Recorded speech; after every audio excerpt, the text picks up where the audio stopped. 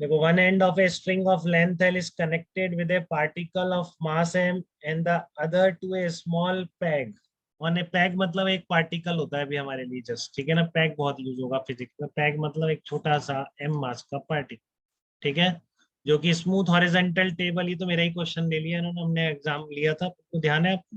पहला example dynamics का यही लिया होगा मैंने कि एक सर्कुलर, आपका एक सर्कल है, उसका एक सेंटर है और पार्टिकल घूम रहा है उस सर्कल पे, स्मूथ हॉरिजॉन्टल टेबल है, ठीक है।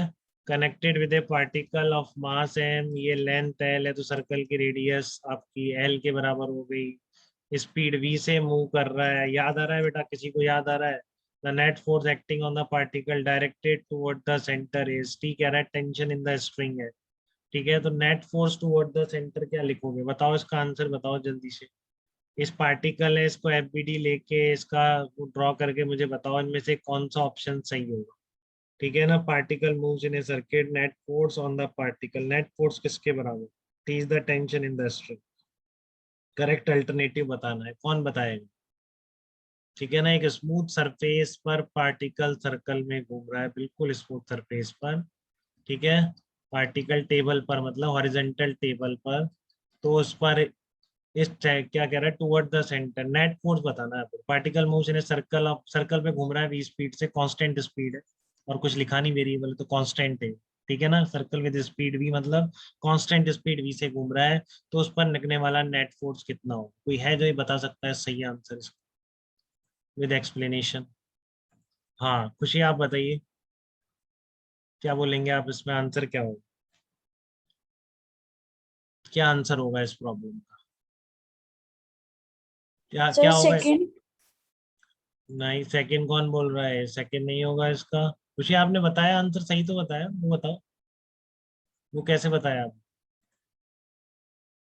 सर वो मुझे सेकंड लिखना था, मैंने गलती से फर्स्ट लिख दिया। अच्छा, नहीं सेकंड होगा। देखो, इतना बताने के बाद भी आप लोग कैसी मिस्टेक करते हैं, देखिए आप एक बार, कितना बोला है मैंने जब मैं ये पढ़ा रहा था सर्कुलर मोशन, कि इसका एफ बी डी लोगे, ठीक है ना, और इस पर नॉर्मल और एमजी मैंने बताया था। नॉर्मल जैसे आपका स्मूथ हॉरिजॉन्टल टेबल पर सोच लो, नॉर्मल कैसे लगेगा? आपकी टेबल पर कोई चीज है, उस पर नॉर्मल ऊपर लग रहा है, एमजी नीचे लग रहा है, ठीक है ना। और ये सर्कल का प्लेन उस टेबल के प्लेन, तो अभी भी देखो आपने गलती करी, ठीक है ना। इसका एफबीडी ऐसे ही तो ड्रॉ करो, तो नॉर्मल रिएक्शन और एमजी तो कैंसिल आउट कर देते हैं, तो इस पर नेट फोर्स टेंशन के बराबर ही तो आ रहा है, ठीक है ना। या फिर इसका एक्सलेरेशन ये है, तो आप नेट फोर्स को M V square by L के बराबर भी कह सकते हो, ठीक है ना।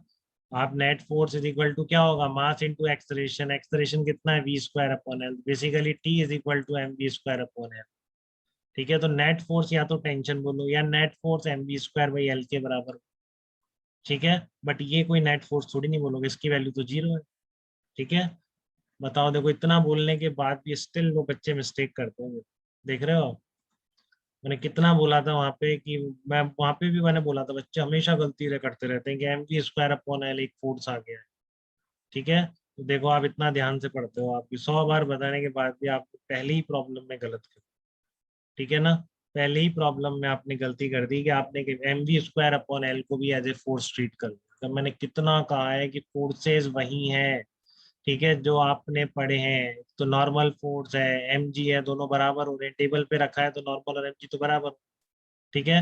और टुवर्ड द, क्योंकि सर्कल में घूम रहा है तो आपको कोई ना कोई सेंट्रीपिटल फोर्स प्रोवाइड करेगा, वो कौन है? टेंशन फोर्स, ठीक है। तो कांटेक्ट पॉइंट पे जाके पुल करना है, तो ये इसका एफपीडी हो गया, तो टेंशन फोर्स आंसर होगा इस क्वेश्चन, ठीक है ना। और बाकी ये सब गलत है, ये गलत है, नेट फोर्स लग रहा है क्योंकि एक्सलेरेशन है उसका, ठीक है। तो या तो टी बोलो या M B square upon L बोलो, दोनों सही, क्योंकि वो टेंशन ही किसके बराबर आ गया? मास इंटू एक्सलेरेशन से M B square upon L के बराबर आ गया, ठीक है। क्लियर है आपका? तो या तो आप फोर्स एम एम इंटू ए से लिख दो या फिर एफ बी डी से फोर्स लिख दो, वो आपकी मर्जी, बट आपको क्लियरिटी चाहिए इसमें, आपको गलती नहीं होनी चाहिए। एक ने भी सही जवाब नहीं दिया था इसका, तन्वी का सही था, बाकी किसी की हिम्मत नहीं थी कि इतना वहां पे पढ़ने के बाद यहाँ पर जवाब दे, ठीक है। ये गलत बात है थोड़ी सी, तो इसको इम्प्रूव करिए, ठीक है। चलिए।